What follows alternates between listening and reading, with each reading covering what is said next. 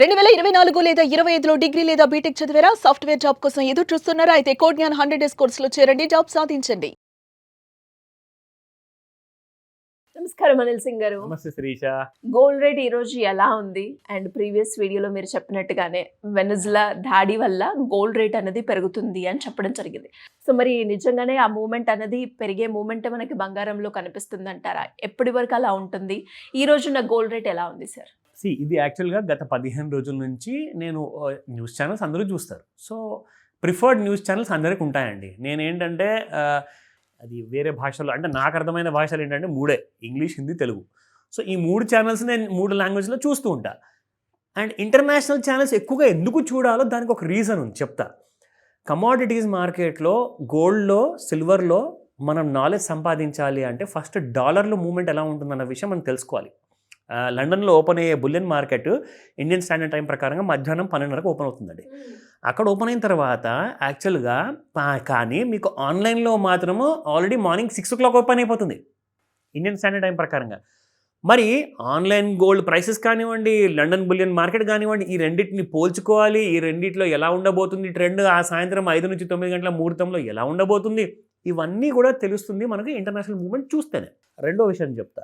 నేను యాక్చువల్గా ప్రతిసారి ఇంటర్నేషనల్ మూవ్మెంట్ నేను చూస్తుంటాను కాబట్టి ఇరాన్ గొడవలు కానివ్వండి, రష్యా యుక్రెయిన్ గొడవలు కానివ్వండి, ఇవన్నీ మనకు తెలుస్తూ ఉంటాయి. చూస్తేనే కదండి మనం చూస్తాము, వింటాము. అదే మనము మన ప్రేక్షకులకు తెలుగులో మన చూసే వాళ్ళందరికీ కూడా మనం ఎక్స్ప్లెయిన్ చేస్తాం అనమాట. సో అలాగే అమెరికన్ గవర్నమెంట్ కూడా వెనెజులా నుంచి గత కొన్ని దశాబ్దాలుగా వెనెజులా దేశంలో డ్రగ్స్ మ్యానుఫ్యాక్చర్ చేసి యుఎస్లో కొన్ని వేల మంది చావుకి కారణమయ్యారట.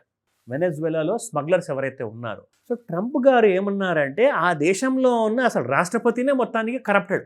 ఆయనే మొత్తం పెద్ద పెద్ద స్మగ్లర్స్కి, డ్రగ్ కార్టెల్స్కి అందరికీ సపోర్ట్ చేసి మరీ మా అమెరికా దేశంలో విషాన్ని నింపుతున్నారు.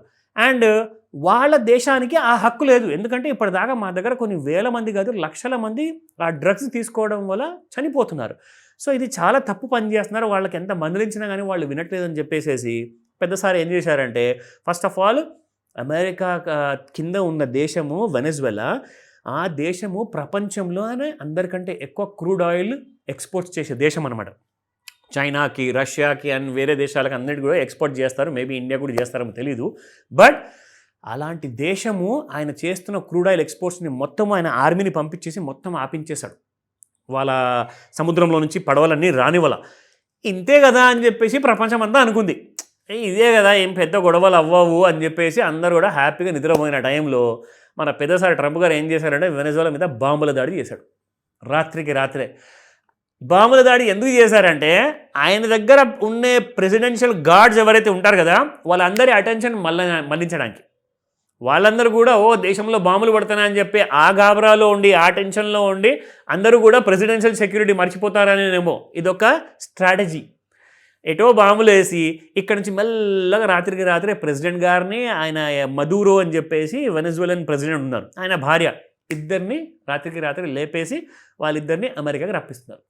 ఈ విషయం నేను ఎలా చెప్తున్నాను అంటే, స్వయంగా అమెరికన్ ప్రెసిడెంట్ ట్రంప్ గారు ఒక ప్రెస్ కాన్ఫరెన్స్ చేశారు ఆన్లైన్లో. ప్రెస్ కాన్ఫరెన్స్ చేసినప్పుడు ఆయన వరల్డ్లో ఉన్న ప్రతి జర్నలిస్ట్తో ఆయన మాట్లాడేసి చెప్పారు, నేనే ఆ దాడి చేయించాను అని చెప్పేసి. ఇప్పుడు ఆయన చెప్పిన తర్వాత మనం అందరం ఏం చేయలేం కదా, జస్ట్ విన్నదే మీ అందరికి నేను చెప్తున్నా.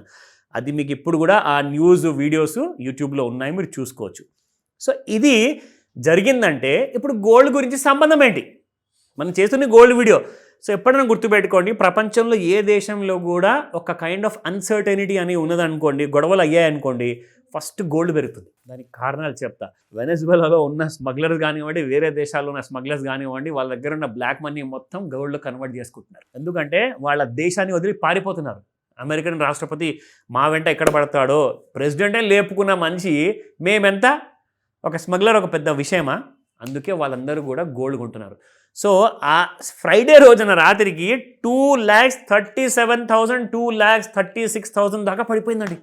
2,47,000 నుంచి 2,37,000 దాకా పడిపోయి 10,000 రూపాయలు, సిల్వర్ గురించి మాట్లాడుతున్నాను. సో సిల్వర్ అండ్ గోల్డ్ చూసుకుంటే 1,37,000 నుంచి 1,34,000 వరకు రావడం జరిగింది. అక్కడ 3,000 పడిపోయింది. సో ఈ రెండు కూడా బాగా పడిపోతే అందరూ భయపడిపోయారు. ఆ రోజు చాలామంది మెసేజ్లు పెట్టారు. నేను అన్నాను ఏముంటుందో అంటే నాకు తెలియదు, బట్ మార్నింగ్ వీడియో నేను చేసింది మీరు చూసారా అని చెప్తే, ఇమ్మీడియట్గా సాటర్డే రోజున ఆ దాడి అనేది నిజమైంది. ఇక మండే రోజున ఏం జరగబోతుంది మనకు ఐడియా ఉంది కదండి, ఎందుకంటే గొడవలు జరిగాయంటే గోల్డ్ పెరగాలి. సో అదే జరిగింది ఈ రోజున. స్పాట్ మార్కెట్తో ఫస్ట్ మనం స్టార్ట్ చేద్దాము. 24 క్యారెట్ గోల్డ్ చూసుకుంటే 13,582 నిన్నుంటే ఇవాళ 13,740 ఉంది, up by 158 rupees. And 22 carrot గోల్డ్లో 12,450 నిన్నుంటే 12,595 ఇవాళ ఉంది, అప్ బై 145. అండ్ నా ఫేవరెట్, ఇన్ఫ్యాక్ట్ ఇది కాస్త తక్కువ పెరగాలనుకున్నాను, ఒక 50 రూపాయలు మ్యాక్సిమం ఉంటే ఉండొచ్చేమో అనుకున్నాను, కానీ అది కూడా దాదాపు 118 రూపాయలు పెరిగింది. 10,187 నిన్నుంటే ఇవాళ 10,305 రూపాయలు. ఇక్కడ నుంచి మరి ఏం జరగబోతుంది? సరే, గొడవలు అన్నారు, పెరుగుతుందన్నారు, అంత అయిపోయింది కదండి. గొడవలు స్టార్ట్ అయిపోయాయి, ఇప్పుడు పెరుగుదల అయిపోయింది. నెక్స్ట్ ఏంటంటే రష్యన్ ప్రెసిడెంట్ గారు ఒక స్టేట్మెంట్ ఇచ్చారు. సౌత్ అమెరికా మొత్తం కామ్గా ఉండండి, నార్త్ అమెరికా వైపు ఎవరు కూడా దాడులకు పాల్పడకండి, ఎందుకంటే ఆయన చేసిన అగ్రెషన్ ఏదైతే ఆ దేశం మీద చూపించారో అమెరికన్ ప్రెసిడెంట్, అది సరైంది కాదు. United Nations special security council meeting పెట్టాలని చెప్పేసి China, Russia and America Trump గురు కూడా పెట్టారు.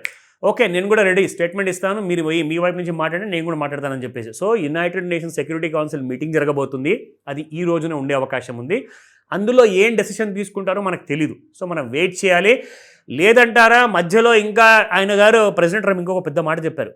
మేము చేసిన మొదటి దాడికే అసలు వెనెజులా మొత్తం హడలైపోయింది, రెండో దాడికి కూడా మేము సిద్ధం. మీరు ఒకవేళ నోరు మూసుకొని ఉండకపోతే అమెరికా రెండో దాడి, అది కూడా ఈసారి చాలా పెద్ద దాడి ఉండబోతుంది.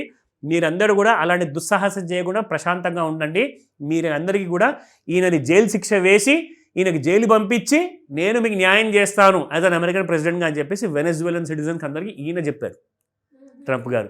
సో అవన్నీ కూడా ఇంకా స్టేట్మెంట్స్ ఇంకా రాబోతున్నాయి. డెవలప్మెంట్ సంగతి మనకు తెలీదు.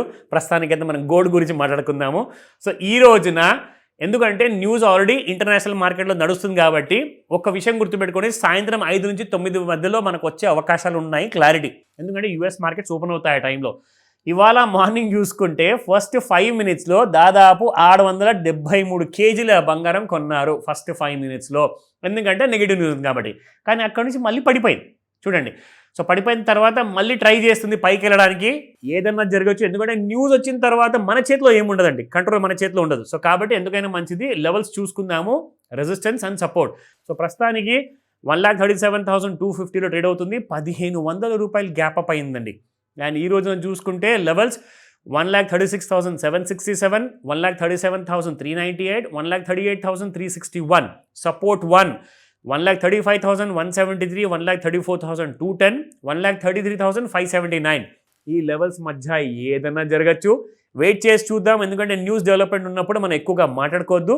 ఫస్ట్ చూద్దాము. అప్డేట్ కావాలంటే 5 to 9 మధ్యలో కాల్ చేయండి. Thank you sir, thank you so much. Welcome Srisha.